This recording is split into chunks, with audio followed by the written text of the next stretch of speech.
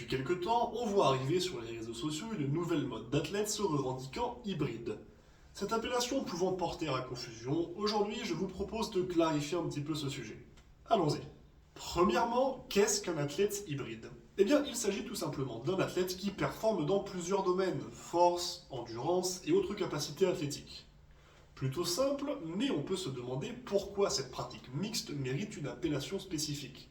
En effet, n'importe quel athlète, joueur de basket, de football, de volley, de handball, de rugby, de football américain et j'en passe, développe de nombreuses capacités athlétiques différentes pour performer dans son sport.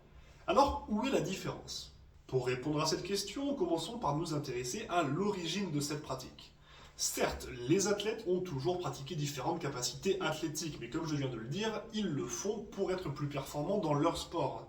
Un basketteur va faire du développé couché et de la course à pied pour être fort et endurant, pas pour être spécifiquement performant au développé couché ou à la course à pied, bien que les deux marchent parfois de pair.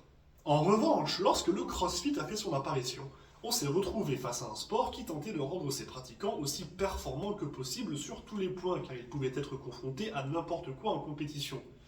Certes, un crossfitter travaille l'haltérophilie, le rameur et la calisthénie pour développer son corps et ses capacités physiques, mais également parce qu'il doit pouvoir être performant en haltérophilie, rameur et calisthénie.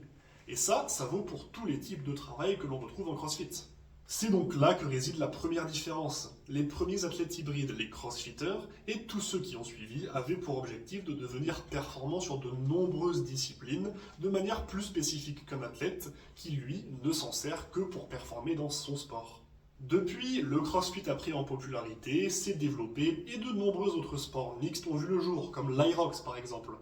Et on se retrouve donc avec de plus en plus d'athlètes ou simplement de sportifs qui pratiquent ce type d'activité hybride. Et après ça, vous savez comment fonctionnent les réseaux sociaux. Une pratique à la mode doit forcément avoir un nom et des codes. Et c'est comme ça qu'on se retrouve avec un tas d'athlètes qui veulent performer dans plusieurs sports en même temps et qui se revendiquent comme hybrides. Alors attention, aucun jugement de valeur ici, chacun est libre de s'entraîner comme il veut. D'autant plus que travailler différents sports et différentes méthodes pour développer toutes ses capacités athlétiques est souvent une très bonne idée, notamment en termes de bien-être et de santé. Enfin, je conclurai cette vidéo avec le point suivant.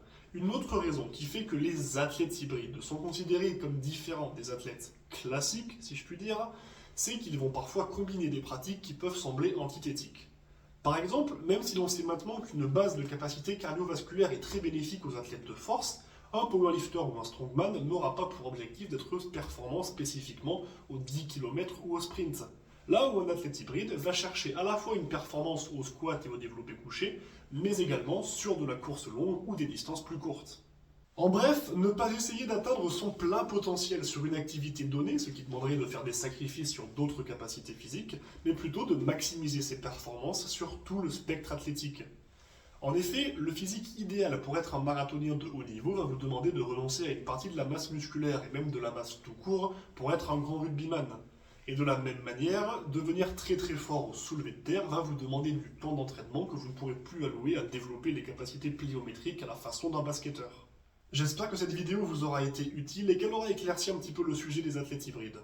Si vous avez des questions, suggestions ou n'importe quoi d'autre, n'hésitez pas à passer par les commentaires ou contactez-moi directement via mes réseaux sociaux. Les liens sont en description et je réponds toujours à ceux qui ont besoin d'aide. Sur ce, bon entraînement et n'oubliez pas, rendez-vous fiers.